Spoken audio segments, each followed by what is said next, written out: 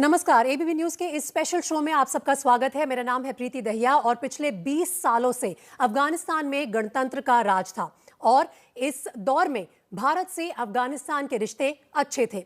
नया अफगानिस्तान बनाने में भारत का अहम रोल रहा है, लेकिन अब अफगानिस्तान में तालिबान की वापसी हो रही है और ऐसे में आने वाले दौर में भारत की अफगानिस्तान को लेकर क्या रुख होना चाहिए, क्या भूमिका होनी चाहिए, ये जानना बहुत जरूरी है, क्योंकि अफगानिस्तान के साथ रिश्तों का सीधा असर आम जनता पर भी होगा। तो इसी पर बात करने के लिए हमारे साथ इस वक्त एबीपी न्यूज पर मौजूद है पूर्व विदेश मंत्री यशवंत सिन्हा। यशवंत सिन्हा जी, स्वागत है आपका एबीपी न्यूज में। मेरा पहला सवाल आपसे होगा कि तालिबान के आने से भारत पर क्या असर होगा, आप इसको किस नजरिए से देखते हैं इस डेवलपमेंट को? नहीं, देखिए, बहुत अच्छी खबर तो भारत के लिए नहीं है कि तालिबान का कब्ज़ा हो गया अफ़गानिस्तान के ऊपर। कम से कम आज के दिन तो ऐसा लगता है कि तालिबान ने चूँकि काबुल पर कब्ज़ा कर लिया तो तालिबान का कब्ज़ा अफ़गानिस्तान के ऊपर हो गया। हालांकि अभी भी कुछ इलाके हैं और कुछ लोग हैं, कुछ शक्तियां हैं जो तालिबान का विरोध कर रही हैं अफ़गानिस्तान में। तो जाहिर है कि भारत के लिए अच्छी खबर नहीं है। और हालांकि तालिबान ने अभी तक जितने बयान जारी किए हैं वो बयान भारत के खिलाफ नहीं है, लेकिन फिर भी भारत को बहुत चौकन्ना रहने की ज़रूरत है। यशवंत सिन्हा जी, आपने कहा कि भारत को तालिबान को लेकर ओपन माइंडेड अप्रोच रखनी चाहिए। क्या आप उसको विस्तार से बताना चाहेंगे, किस तरह की अप्रोच हो? देखिए, एक जनरल जो आम तौर पर मुल्क नीति, एक विदेश नीति पर चलते हैं, वो ये रहा है कि भाई हम जो भी शासन में है, उस मुल्क में सरकार में है, उसके साथ हम डील करेंगे। और आपको याद होगा कि बहुत दिनों तक म्यांमार में हम लोगों ने अपने को रोक कर रखा था, लेकिन फिर भी जो वहाँ का मिलिट्री शासन था उसके साथ फिर हम लोगों ने ताल्लुकात शुरू किए। तो रेजीम चेंज, एक जो अमेरिका की पॉलिसी है, वो पॉलिसी भारत की नहीं रही है। जो भी रेजीम है वहाँ पर उसके साथ हम संबंध रखेंगे। लेकिन अफ़गानिस्तान का मैं मानता हूँ कि बहुत विशेष एक केस है, स्पेशल केस है, क्योंकि वहाँ पर जो लोग आज सरकार में आ गए हैं वो लोग, उनका आतंकवादी एक उनकी पृष्ठभूमि रही है। तो इसलिए भारत को, जैसा मैंने कहा, बहुत सावधान रहने की ज़रूरत है। भारत का एक बहुत बड़ा पुराना मित्र है रूस, आप जानती हैं उसके बारे में। रूस आज चीन और पाकिस्तान के साथ तालिबान के पक्ष में खड़ा है। ये एक बहुत चौंकाने वाली बात है कि रूस भारत के साथ नहीं खड़ा है अफ़गानिस्तान के मसले पर, बल्कि वो ये पाकिस्तान और चीन के साथ खड़ा है। मुझे लगता है कि भारत को रूस से बातचीत करके समझना चाहिए कि रूस इसमें क्या सोचता है और क्यों आज वो तालिबान के साथ खड़ा हुआ नज़र आता है। और शायद हम कोशिश करें तो रूस हमारी मदद कर सकता है अफ़गानिस्तान में एक ठीक ठाक नीति पर चलने में। लेकिन यशवंत सिन्हा जी, मेरा कहने का मतलब ये है कि हमको बहुत ज़्यादा अमेरिका के ऊपर निर्भर नहीं करना चाहिए अफ़गानिस्तान की नीति में, क्योंकि अमेरिका ने तो बीच मझधार में अफ़गानिस्तान के लोगों को छोड़कर वो अपनी सेना को वापस ले गया। मैं अमेरिका की अप्रोच के बारे में आपसे चर्चा करूंगी, लेकिन उससे पहले जिस तरह की आपने अभी बताया कि रूस की रणनीति रही है अभी तक तालिबान के अफगानिस्तान में कब्जे के बाद से, ये सब चीज़ें क्या आपको नहीं लगता कि भारत को कहीं ना कहीं कैच 22 सिचुएशन में डाल देती हैं? एक तरफ तालिबान को स्थापित करने में अफगानिस्तान में पाकिस्तान का हाथ है, तो अगर हम तालिबान का समर्थन देते हैं या फिर उन्हें मदद करते हैं अफगानिस्तान को रीबिल्ड करने में, तो क्या हम इसे एक तरह की स्टैंप ऑफ अप्रूवल दे देंगे? क्या उसके लिए भी भारत को बहुत संभल कर चलने की जरूरत है? नहीं, स्टैंप ऑफ अप्रूवल की बात जब आप कर रही हैं तो मैं आपको याद दिलाना चाहूँगा कि अभी हाल में दोहा में जो अमेरिकी नेतृत्व में बातचीत चल रही थी, जिसमें पाकिस्तान भी था, रूस भी था, चीन भी था, वहाँ बहुत मुश्किल से भारत को स्थान मिला। रूस के बहुत इंसिस्ट करने पर भारत को निमंत्रण मिला दोहा में जाने का और दोहा में की बातचीत में शामिल होने का, और वहाँ उसी टेबल पर तालिबान के लोग भी थे। तो तालिबान के साथ बैठकर बातचीत करने में भारत को परहेज नहीं हुआ। इस बात को अक्सर हम लोग भूल जाते हैं। मैं आपको याद दिलाना चाहूँगा कि जब हम विदेश मंत्रालय में थे उस समय एलटीटी का, आपको याद होगा, एक समस्या चल रही थी श्रीलंका में। तो श्रीलंका की सरकार और एलटीटी में बात होने लगी, लेकिन हम लोगों ने उस बातचीत में कोई हिस्सा नहीं लिया, इस कारण कि हम एलटीटी को एक आतंकवादी संगठन मानते थे। तो इसलिए हम लोगों ने उस बातचीत में हिस्सा नहीं लिया। भारत का ये रुख तालिबान को लेकर नहीं रहा है। भारत सरकार का वो दोहा में तालिबान के साथ एक टेबल पर बैठने में उनको कोई आपत्ति नहीं हुई, और मुझे लगता है कि कहीं ना कहीं भारत सरकार का तालिबान के साथ संपर्क है आज के दिन भी। यशवंत सिन्हा, जब आप देश में वित्त मंत्री थे उस वक्त अफगानिस्तान में तालिबान का उस वक्त भी रूल चल रहा था। इन सभी चीज़ों को देखते हुए किस तरह के संबंध आप देख रहे हैं आज के टाइम में तालिबान के सामने? भारत के पास क्या ऑप्शंस है? आपने बहुत करीब से तालिबान के राज को देखा है, तब के तालिबान में और आज 2021 में जो तालिबान ने आके वहाँ पर शासन अपना स्थापित किया है, कुछ फ़र्क देख पा रहे हैं आप? कुछ फ़र्क तो है। देखिए, तालिबान के लोग जो हैं, उनके नेता हामिद कारज़ाई के साथ और अब्दुल्ला के साथ बैठकर बातचीत कर रहे हैं। ये तो दृश्य आपने भी देखा, मैंने भी देखा। तालिबान एक में ये कल्पना भी नहीं की जा सकती है। आपको याद होगा कि कारज़ाई तो तालिबान को जब वहाँ से भगा दिया गया अफ़गानिस्तान से, तब कारज़ाई वहाँ के राष्ट्रपति बने थे। तो कारज़ाई के साथ अगर तालिबान आज के दिन बात कर रहा है, अब्दुल्ला के साथ बात कर रहा है, और ये दोनों नेता अशरफ घनी की तरह काबुल छोड़कर भागे नहीं हैं, तो ये कुछ हद तक इस बात को दिखाता है कि शायद तालिबान भी अलग ढंग से सोच रहा है, 2001 की तरह नहीं सोच रहा है। लेकिन मैं ये नहीं कहूँगा कि आज अचानक हमें तालिबान पर विश्वास करना चाहिए।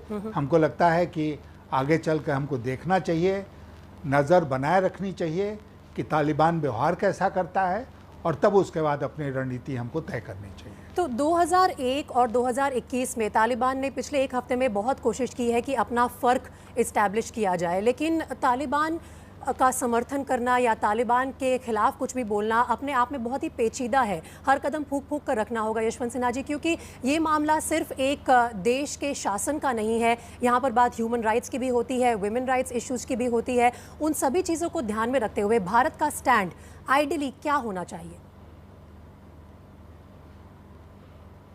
भारत का स्टैंड आज के दिन होना चाहिए वेट एंड वॉच। सबसे पहला जो हमारा कर्तव्य है वो ये है कि हम अपने लोगों को जो हिंदुस्तान वापस आना चाहते हैं, उन लोगों को अफ़गानिस्तान से हम सुरक्षित निकाल कर देश वापस ले आएं, और उसके बाद हम इंतज़ार करें, देखें तालिबान क्या करता है, पूरे अफ़गानिस्तान में क्या होता है। तालिबान को लोग स्वीकार करते हैं अफ़गानिस्तान के लोग, या ऐसा होता है कि कई हिस्सों में जैसे पंजशीर वैली है वहाँ पर लोग विरोध करते हैं और हलकों में लोग विरोध करते हैं। ये सब आने वाले दिनों में ही पता चलेगा। आज के दिन हम इस बात को सच नहीं मान सकते हैं पूरे तौर पर कि तालिबान का पूरे अफ़गानिस्तान के ऊपर कब्ज़ा हो गया है। काबुल पर कब्ज़ा है, लेकिन अभी सरकार भी नहीं बनी है अफ़गानिस्तान की नई सरकार, और पूरे अफ़गानिस्तान के ऊपर तालिबान का कब्ज़ा नहीं है। यशवंत सिन्हा, एक तरफ पाकिस्तान है जिसका हम सब जानते हैं कि तालिबान को समर्थन रहा है, उनके वहां आने में भी बहुत बड़ा हाथ है। दूसरी तरफ चीन है। तालिबान के आने से अफगानिस्तान में चीन को आप है, दूसरी तरफ चीन है। तालिबान के आने से अफगानिस्तान में चीन को आप क्या सोचते हैं, क्या फ़ायदा होगा?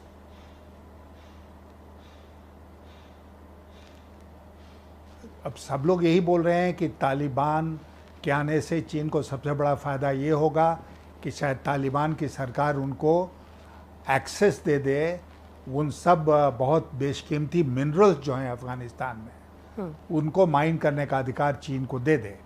लेकिन मैं आपको याद दिलाना चाहूँगा कि भारत की बड़ी भूमिका रही है अफ़गानिस्तान के विकास में, एक नंबर की बात। और दूसरे नंबर की बात जो है वो ये है कि पाकिस्तान की तुलना में, चीन की तुलना में अफ़गानिस्तान के लोग भारत को बहुत ज़्यादा, कहीं बहुत ज़्यादा पसंद करते हैं। और मैंने स्वयं अफ़गानिस्तान में इस बात का अनुभव किया है कि अगर उनको पता चल गया कि हिंदुस्तान का कोई आदमी है तो वो बहुत स्वागत करते हैं उसका और बहुत प्यार से उसके साथ सलूक करते हैं। न पाकिस्तानियों के लिए उनके मन में ये भाव है, न चीनियों के लिए उनके मन में भाव है। और मैं इसलिए मानता हूँ कि अफ़गानिस्तान में ये भारत का बहुत बड़ा एसेट है। फिर हमारा जिसको सॉफ्ट पावर कहते हैं, वो सॉफ्ट पावर जो है वो अफ़गानिस्तान में हमारी मौजूदगी स्थापित करता है। अफ़गानिस्तान के लोग बॉलीवुड की म्यूज़िक सुनते हैं, यहाँ के सितारों को बहुत अच्छे तरह से जानते हैं जी। ये सब सॉफ्ट पावर। फिर हमारे यहाँ पढ़ने आते हैं, पढ़ के जाते हैं। तो इसलिए ये सॉफ्ट पावर जो है हमारा कहीं ज़्यादा है चीन और पाकिस्तान के मुकाबले। कल्चरल रिलेशंस भारत और अफगानिस्तान के काफ़ी गहरे रहे हैं, काफ़ी लंबे समय से रहे हैं। लेकिन जो भारत के प्रोजेक्ट्स चल रहे हैं डेवलपमेंट को लेके अफगानिस्तान में, उन पर क्या असर आप देख रहे हैं, क्या हो सकता है? क्योंकि तालिबान ने भले ही कहा है कि उन प्रोजेक्ट्स को नहीं रोका जाएगा, लेकिन ऐसे हालात में जब भारत ने अपनी एम्बेसी भी बंद कर दी है, अपने एम्बेसडर्स को वापस बुला लिया है, तो जो लोग प्रोजेक्ट का काम कर रहे हैं उनका वहाँ रहना कितना सुरक्षित है? नहीं है सुरक्षित आज के दिन, मैं ये बात मानता हूँ। और मैं समझता हूँ कि भारत ने शायद जल्दबाजी में अपने राजदूत को वापस बुला लिया। जहाँ तक प्रोजेक्ट का सवाल है तो अफ़गानिस्तान में उन प्रोजेक्ट्स में बहुत सारे भारतीय काम करते थे। हमने वहाँ सड़कें बनाई हैं, हमने वहाँ डैम्स बनाए हैं, हम वहाँ कृषि के क्षेत्र में काम कर रहे हैं। और अफ़गानिस्तान के लोग अवगत हैं इस बात से कि उनके विकास में भारत का क्या योगदान रहा है। यशवंत सिन्हा जी, अब तालिबान ने भारत के साथ व्यापार का रास्ता रोक दिया है, उसकी वजह से कितना नुकसान होगा और इसको इस रुख को, इस रवैये को तालिबान के आप किस नज़रिए से देखते हैं? मैं मानता हूं कि ट्रेड को रोकने से अफ़गानिस्तान का ज़्यादा नुकसान होगा। आप इस बात को जानते हैं कि ये खास करके जो कंधार वाला इलाका है जहाँ ड्राई फ्रूट्स हैं, और मुझे याद है कि जब मैं कंधार गया था तो वहाँ के जो उस समय के गवर्नर थे उन्होंने बहुत आग्रह करके हमसे कहा कि हमको कस्टम्स ड्यूटी में और कंसेशंस दीजिए ताकि हमारा सामान हिंदुस्तान जा सके। तो बहुत सारे इलाके हैं जिनको खास नुकसान होगा हिंदुस्तान के साथ ट्रेड बंद करने में। हिंदुस्तान का थोड़ा बहुत नुकसान हो सकता है, लेकिन ज़्यादा नुकसान अफ़गानिस्तान का होगा। लेकिन क्या आने वाले समय में ये एक तरह से डायरेक्ट फ़ायदा है चीन का? क्या उसकी तरफ जा रहा है तालिबान? अब ये समय बताएगा। आज के दिन देखिए, भारत की तुलना में पाकिस्तान और चीन तो तालिबान के ज़्यादा निकट हैं। और पाकिस्तान तो खैर तालिबान को बैक ही करता रहा है। चीन के साथ चूँकि हम एक प्रजातांत्रिक देश हैं, प्रजातांत्रिक मूल्यों में विश्वास करते हैं, इसलिए अक्सर ऐसा होता है कि किसी एक देश के किसी एक रिजीम से डील करने में हमको कुछ रिजर्वेशंस होती हैं, जैसे म्यांमार में थी। लेकिन चीन को इस तरह का कोई रिजर्वेशन नहीं होता है। तो इसलिए आज के दिन मुझे लगता है कि एक एडवांटेज चीन के पक्ष में है, लेकिन कितने दिनों तक ये चलेगा मुझे नहीं पता है। और मुझे लगता है कि हम भी चीन के मुकाबले कोई कमज़ोर देश नहीं हैं। हम भी इलाके में, इस पूरे क्षेत्र में एक बहुत बड़े देश हैं। हमारा बहुत परंपरागत संबंध रहा है अफ़गानिस्तान के साथ चीन की तुलना में, और हमने बहुत काम किया है अफ़गानिस्तान में विकास के लिए। तो इसलिए बहुत आसानी के साथ चीन भारत को अपदस्थ कर देगा तालिबान रेजिम में भी, ये शायद नहीं हो पाएगा। अब महिलाओं के अधिकारों के मुद्दे पर अगर मैं आपसे बात करना चाहूं तो तालिबान को महिलाओं का दुश्मन माना जाता है और ये उन्होंने खुद उदाहरण ऐसे सेट किए हैं। ऐसे में तालिबान पर क्यों दुनिया को भरोसा करना चाहिए? क्या ये आसान होगा दुनिया के किसी भी देश के लिए कि ऐसी एक रिजीम पर आप भरोसा करें जिसने मानव अधिकार हो, चाहे महिलाओं के रिजीम पर आप भरोसा करें जिसने मानव अधिकार हो, चाहे महिलाओं के अधिकार हो, किसी भी चीज़ को पहले तवज्जो नहीं दी है? नहीं, बिल्कुल नहीं। मैं तो मानता हूँ कि देखिए, अफ़गानिस्तान संयुक्त राष्ट्र संघ का एक सदस्य है, संयुक्त राष्ट्र संघ का एक चार्टर है। तो आप यूएनओ के सदस्य होने के साथ साथ चार्टर का उल्लंघन नहीं कर सकते हैं। ये जो महिलाओं के अधिकार और मानव अधिकार का आप जिक्र कर रही हैं, तो वो सारे के सारे इंक्लूडेड हैं यूएन चार्टर में। तो जो चार्टर को नहीं मानता है यूएन का, वो यूएन में कैसे रहेगा, या यूएन के दूसरे जो सदस्य हैं वो कैसे उसको मान्यता देंगे? तो अगर तालिबान का जो शासन है अफ़गानिस्तान में, वो चाहता है कि दुनिया में उसको मान्यता मिले, तो उनको इन चीज़ों को बंद करना पड़ेगा। महिलाओं के ऊपर उनका जो अत्याचार है उसको बंद करना पड़ेगा, उनको जो ह्यूमन राइट्स का वायलेशन वो करते हैं उसको बंद करना पड़ेगा, हर तरह का डिस्क्रिमिनेशन समाप्त करना पड़ेगा। यशवंत सिन्हा जी, अब ग्लोबल स्केल पर सबसे बड़ी चिंता ये बनी हुई है कि तालिबान क्योंकि अफगानिस्तान में वापस आ गया है, तो क्या दुनिया भर में आतंकी गतिविधियां बढ़ जाएंगी? मैं कह नहीं सकता हूं आज के दिन कि बढ़ेंगी कि नहीं बढ़ेंगी, क्योंकि तालिबान की तरफ से जो बयान आया है उसमें तो उन्होंने कहा है कि वो अपनी धरती का इस्तेमाल नहीं होने देंगे दूसरे देशों के खिलाफ। लेकिन जैसा अंग्रेजी में कहावत है कि the proof of the pudding lies in the eating, तो हम आगे चल के देखेंगे कि उस पर कायम रहते हैं, नहीं कायम रहते हैं। एक हफ्ते के घटनाक्रम में जिस तरह का भारत का रिस्पॉन्स रहा है फॉरेन पॉलिसी के मद्देनज़र, आपके नज़रिए से क्या उसमें कोई गलती हुई है, और अगर हुई है तो उसे कैसे सुधारा जाए? नहीं, भारत का तो पूरा दृष्टिकोण ये रहा है कि हम अपने लोगों को वापस ले आए। मुझे लगता है कि भारत को राजदूत को छोड़ना चाहिए था, वहाँ पर एम्बेसी को चालू रखना चाहिए था, और जब तक सब लोग वहाँ से नहीं निकाल लिए जाते थे तब तक वहाँ पर हमारी एम्बेसी को काम करना चाहिए था। हमको ये लगता है कि अमेरिका पर भरोसा बहुत ज़्यादा करने के बजाय भारत को रूस के ऊपर ज़्यादा भरोसा करना चाहिए।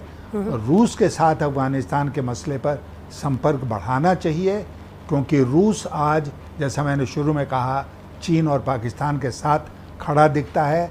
रूस हमारा परंपरागत मित्र रहा है बराबर से, ऑल वेदर फ्रेंड जिसको कहते हैं, और रूस के साथ अगर हम मिल के काम करें तो अफ़गानिस्तान में हमको ज़्यादा लाभ मिलेगा। पूर्व विदेश मंत्री यशवंत सिन्हा, एबीपी न्यूज़ से बात करने के लिए बहुत बहुत शुक्रिया।